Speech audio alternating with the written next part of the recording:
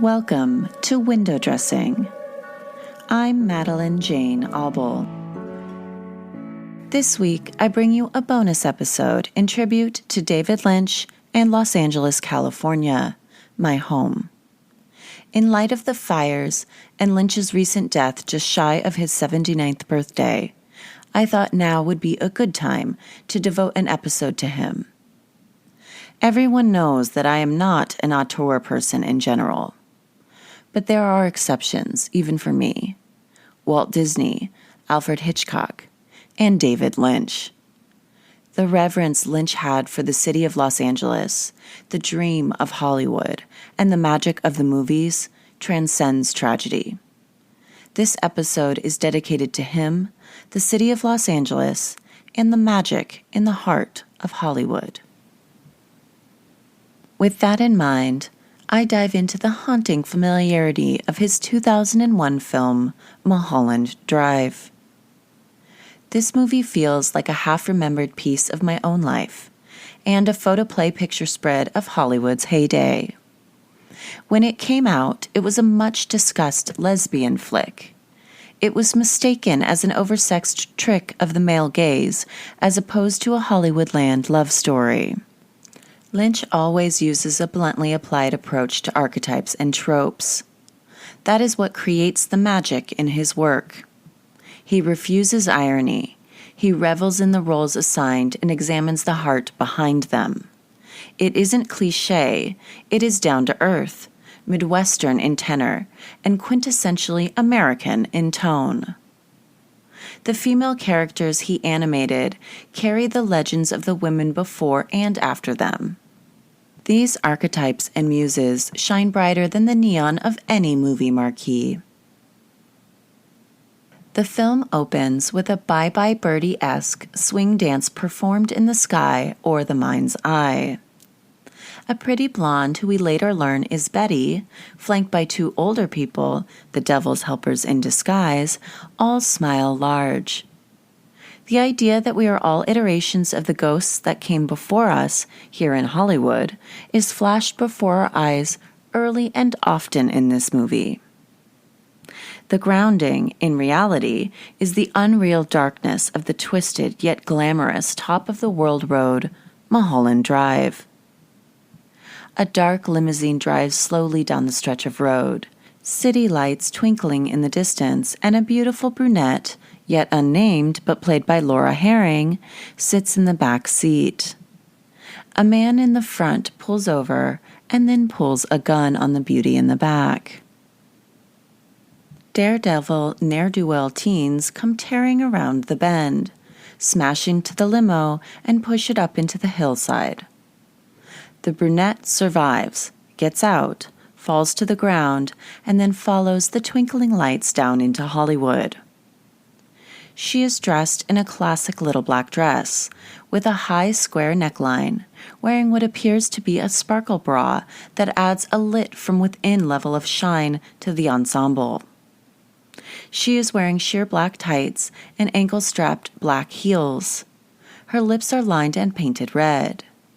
When she reaches Hollywood, she falls asleep on Sunset and Alta Vista in some bushes.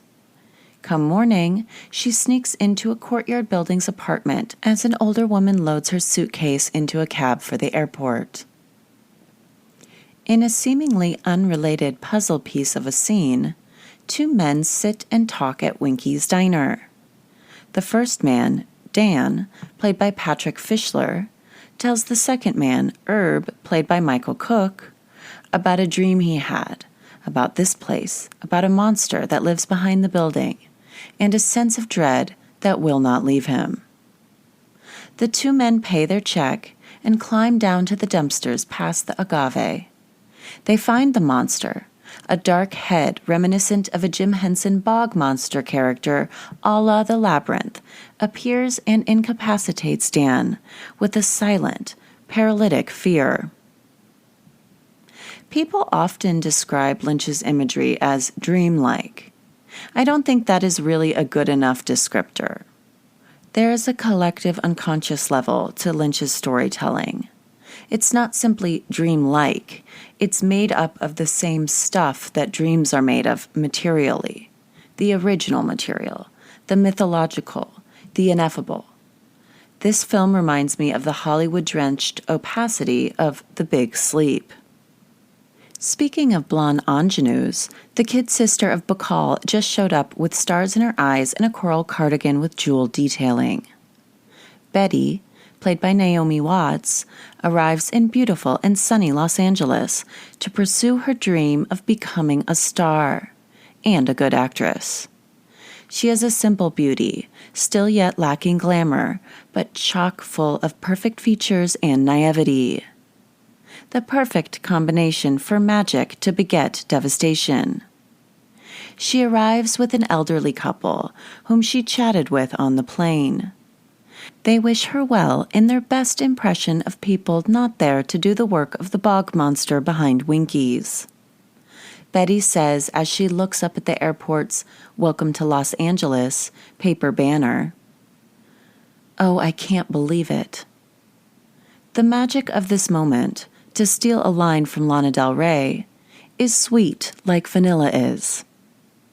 She heads to 1612 Havenhurst, to her Hollywood aunt's apartment, and towards a dark and lovely woman in hiding.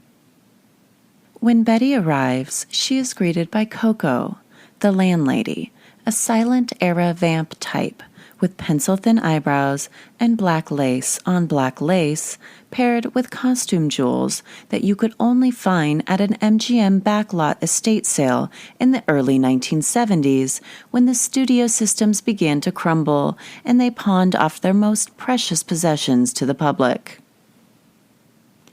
Inside the fabulous apartment built in 1929, with low, push-button lighting and warm wood, she finds a nude brunette in the shower. The woman calls herself Rita, after Gilda star Rita Hayworth, whose poster graces the dressing room wall. This gives us a clue as to her identity, while making the issue of her identity unimportant. Gilda is a trapped soul, and in many ways so was Rita Hayworth, perhaps much worse than the femme fatale she played. We are all iterations of the women who walked before us, especially in this town. The power of the stories that played out before and that will come after is especially potent in the place designated for dream-making. Rita joins Betty in the bedroom, dressed in a towel and still woozy from the accident. Betty assumes this woman is friends with her aunt and, completely trusting the situation, explains her presence in her aunt's apartment as opposed to asking for an explanation for Rita's. Betty says, "I could never afford a place like this unless, of course, I get discovered and become a famous movie star." The childlike affect and whimsy of the statement gets me in my gut, even as an adult woman. The dream is real for all of us who love Hollywood. Betty soon finds out that Rita is not her aunt's friend, and Rita confesses her lack of identity, saying, "I thought when I woke up, I thought sleep would do it." She is crying. Betty asks, "What do you mean?" Rita says, "I don't know who I am." Another statement that touches me in my soul. The energy between the two women is Madeline and John Ferguson from Vertigo, right down to Rita's red velvet brocade robe in the place of the red and black silk robe that Madeline wore when she had amnesia after jumping into the San Francisco Bay. Even the way Rita speaks, in this sing-songy, hanging sentence, mystery-laden way, echoes Madeline's recounting of her dreams that warn of a death that was predetermined by her ancestry. Betty finds out that her aunt does not know Rita when she calls her secretly in the other room while Rita is sleeping. The same way John calls Madeline's husband while she is sleeping in his bed. Great pains are taken to protect the haunted and frail damsel in both scenarios. the damsel in distress is a role that seems to be interchangeable between the women of Mulholland Drive, but never between John and Madeleine or John and Judy in Vertigo. Love may be universal, but gender inequity is forever. The two women open Rita's purse in search of her identity. They find a load of cash and a strange geometric blue key. All Rita can remember is Mulholland Drive. Betty suggests that maybe Rita was in a car accident on Mulholland. They hide the cash and key in a hat box in the closet and decide to explore Hollywood and make an anonymous call to the police to inquire about the accident, but from a payphone, just like in the movies. After the clandestine Nancy Drew-esque outing, the girls share a cup of coffee at Winky's Diner. I can't say enough about the intimacy between these two women. Yes, it's a romantic love story, but sometimes lesbian love in modern film is the only time we get to see the depth of sweetness between women portrayed on screen. In part because women have been placed at odds with each other by and on behalf of men. We have lost the mannerisms, nomenclature, and sacred intimacy between us. There is almost no place for them in modern culture. In a studio system boardroom, Adam, a slick upstart kid director with spiked black hair and plastic-framed glasses to match, looks like a cross between a scenester and a goth James Dean. He's being pressured to cast a particular girl in his upcoming period piece film, the Bye Bye Birdie-esque musical that exists to remind us that time doesn't. His resistance to this directive comes at a great cost. His bank account is drained, and after he catches his wife in bed with Miley Cyrus's dad, Billy Ray Cyrus, the pool boy, not a country star in this timeline, he is forced to meet up with a character named the Cowboy. The Cowboy, played by Monty Montgomery, is probably one of the first loves of my life. He is a white hat-wearing, black hat-acting, slow-talking cowboy who insists on meeting Adam at a corral at the top of Beechwood Canyon, perhaps the most urban of all the Los Angeles County canyons. He speaks slowly but with intention, making it clear that Adam must go along to get along, so to speak, and cast the girl he is told to cast. It's worth noting here that the film doesn't need to be cast, it needs the lead recast. The men behind the boardroom pressure cooker were told via phone call that, and I quote, "the girl is still missing." One assumes that that girl is Rita. Meanwhile, two seedy men sit in a downtown office space and joke about a car accident. Perhaps our Mulholland Drive accident. Clarity is not necessary in fairy tales, and in fact, miscommunication is key in any love story. The blonde man of the duo looks like a cross between O.J.'s guest house resident, Kato Kaling, and Charles Manson follower, Tex Watson. He has shaggy blonde hair, one brown eye and one blue, and a layered look that keeps him comfortable in the canyons and the city. The blonde man kills the brunette man, a woman in the adjoining office, and the janitor, who is credited as Vacuum Man. Before Betty leaves the apartment to head to the audition that brought her to Los Angeles in the first place, she instructs Rita in a silly, sing-song tone not to drink all the Coke. In yet another reversal of roles, Betty is wearing a Madeleine-inspired Vertigo gray suit, but with a Banana Republic stretch fabric in the jacket and skirt and a high-neck sleeveless blouse in place of the late 1950s tailoring of Madeleine's suit. This is 2001 after all. Betty is excellent at the audition. She sells it hard and is scooped up by a visiting casting director and taken across the street to the upstart kid Adam's set, where he is going through the motions of auditioning for the lead role. He sees Betty just as he is making the call to cast the girl he is told to cast. A warm-hued blonde woman with cool-toned lips and a nervous sparkle in her eyes. The scene setup for the audition is a recording booth in what appears to be a Sparkles-esque 1960s diner vibe. Every girl is dressed in early 1960s costumes with full hair and makeup to match. Thus the Anne Margaret Bye Bye Birdie reference. There is an instant magic, a recognition, a powerful pull when Adam sees Betty. But she runs off to meet Rita before they can speak. Rita remembered a name while at Winky's, the diner where the man had the dream of the back alley bog monster and manifested into reality before his very eyes. The waitress was named Diane, and it sparked the memory of the name Diane Selwyn. The two women look her up in the phone book, get an address, and take the one taxicab in all of Los Angeles to investigate after Betty's audition. The continued inclusion of taxicabs in the storyline is the best example of surrealism in the film I can point to. People don't walk in LA, and they also don't take taxis. The women arrive at the fictionally named but very real Sierra Bonita apartment complex. It is the stuff of LA housing dreams.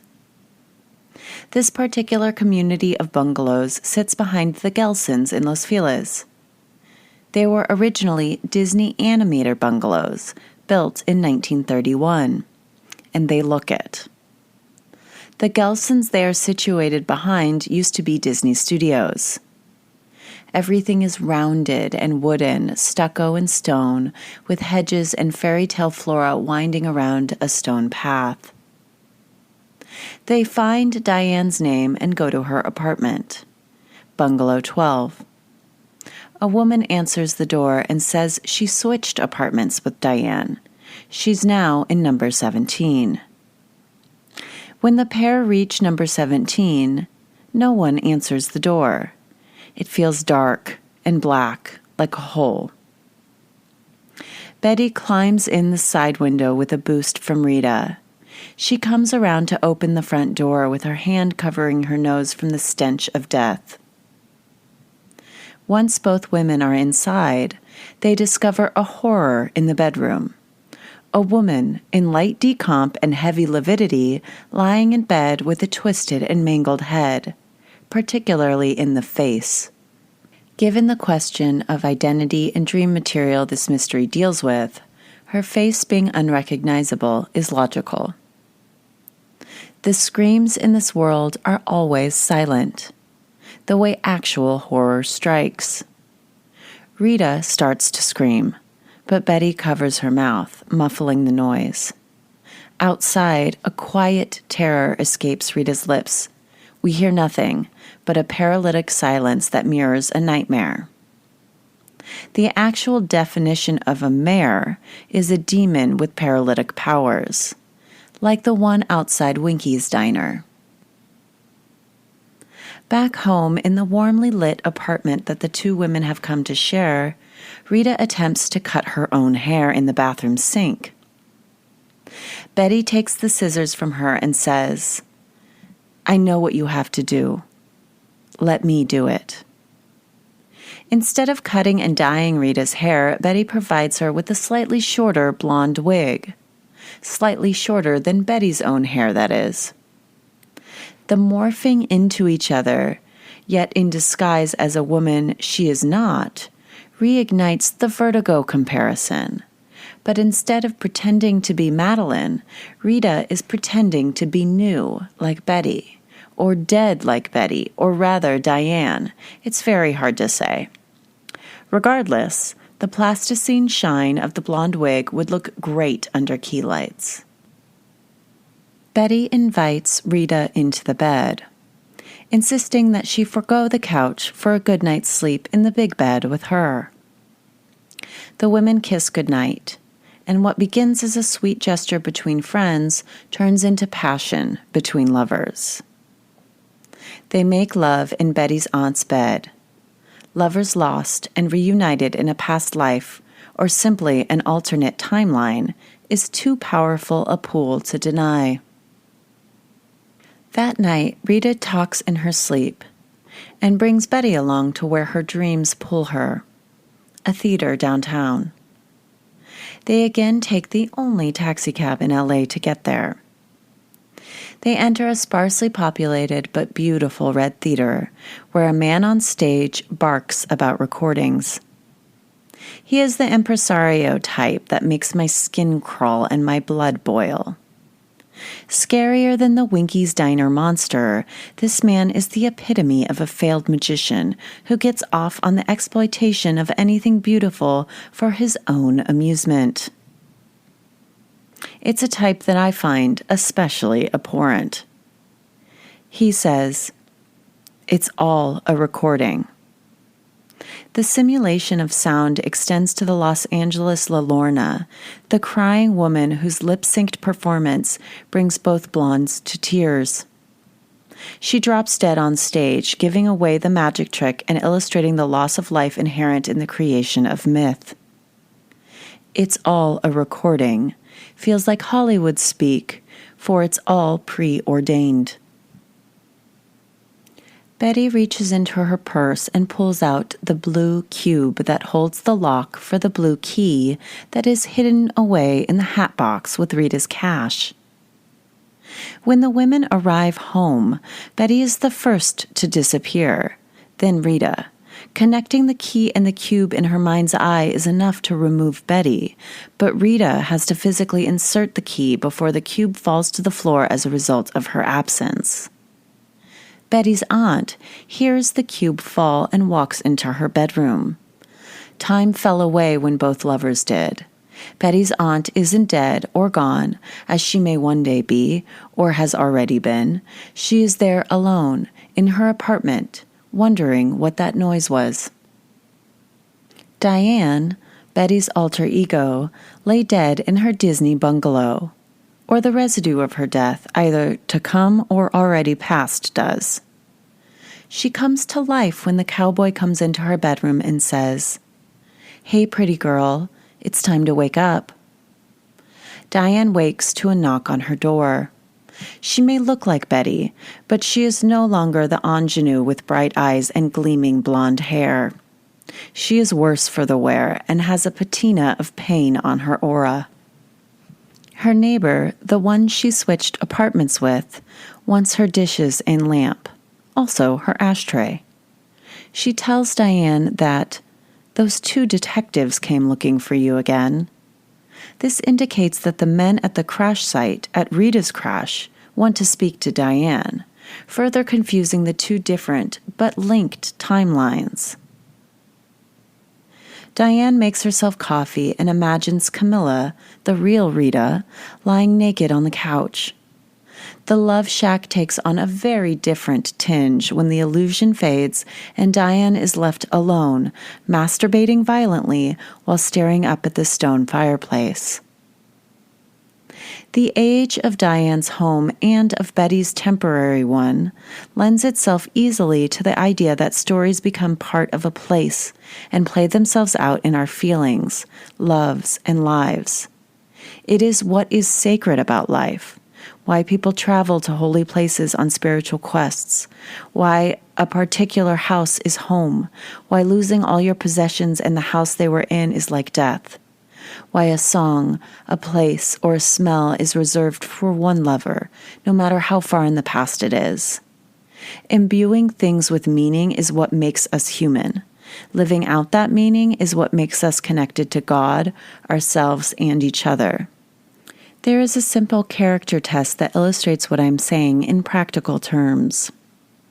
If a man makes you try on his grandmother's wedding dress, and then you find out that he attempted the same with not one, but multiple exes, then he doesn't have a soul, and you are stuck in a trap with the bog monster, and a less sophisticated one than the one that lives behind Winky's. Our young upstart director Adam is on set of yet another period piece film with Diane and Camilla. That's Betty and Rita. This is not the same 1960s Bye Bye Birdie-esque fare as before. This is a very early 1940s film that stars Camilla, not the strong-arm inserted blonde with warm hair and cool lips that is cast as her replacement.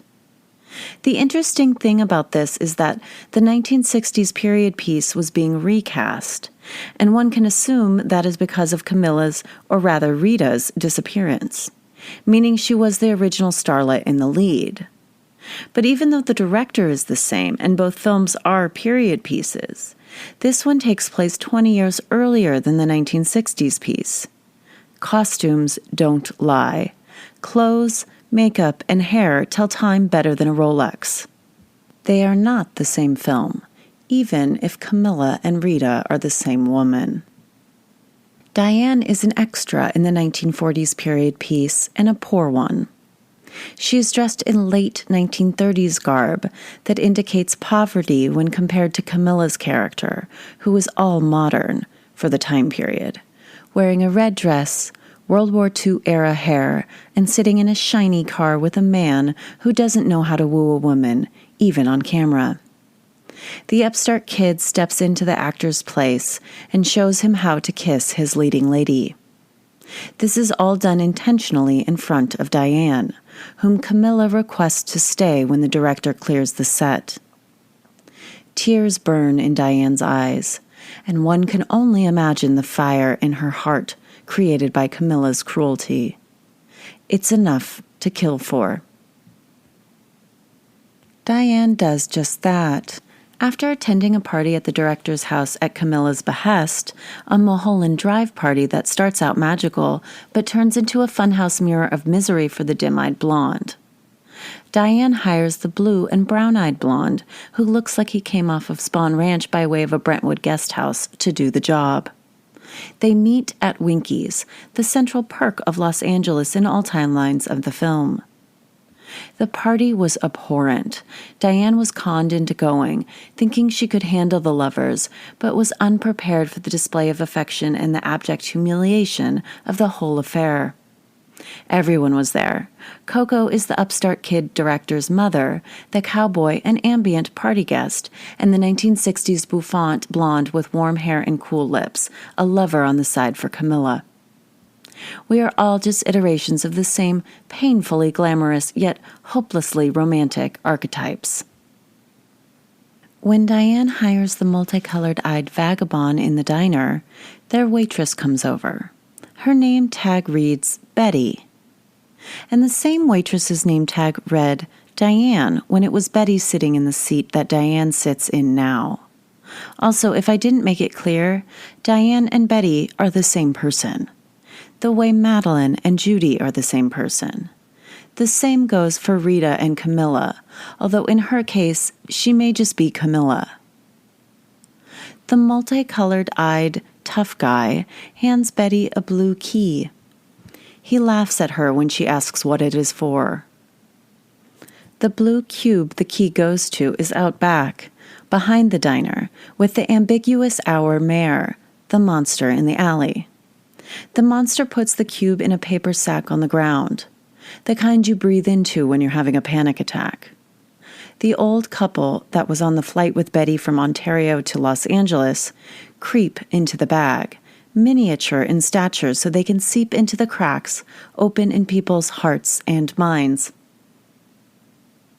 Back home, Diane stares at the blue key. She hears a knock on the door. It's loud and incessant.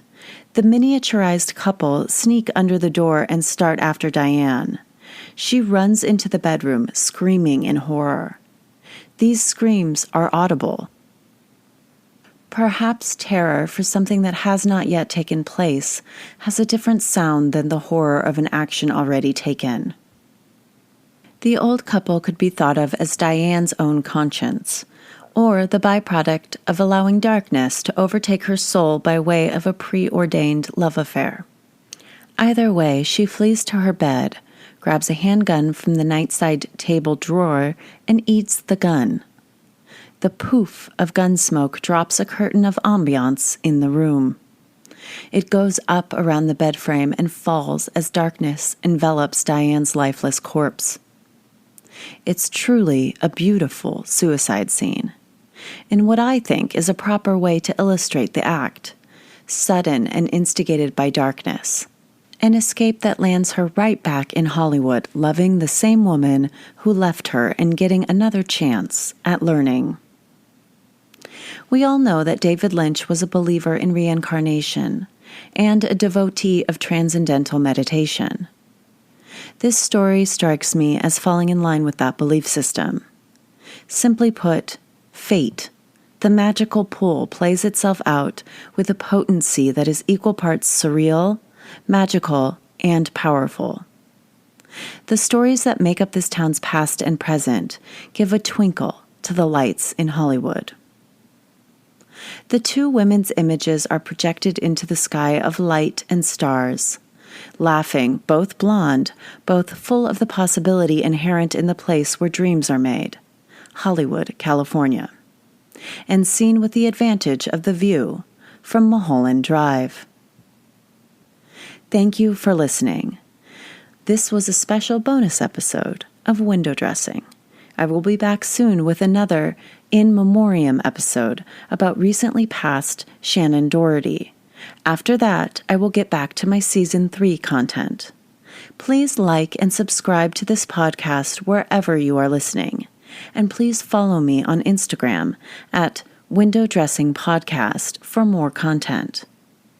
The last thing I want to say is, dear listeners, I love you. I love David Lynch. And I love LA. Here's the weather report. Here in LA, a heavy, dense fog. Very still right now. 52 degrees Fahrenheit, around 11 Celsius. Today, I was thinking about Lana Del Rey and her song Video Games from 2011. This afternoon, well, this last mini heat wave is definitely over. This afternoon will be 9 degrees cooler than yesterday's afternoon. It'll be going up to 70 degrees Fahrenheit here, around 21 Celsius. And we'll be having clouds till at least mid-morning, it looks like. But after that, we will be enjoying those beautiful blue skies and golden sunshine all along the way. Everyone, have a great day.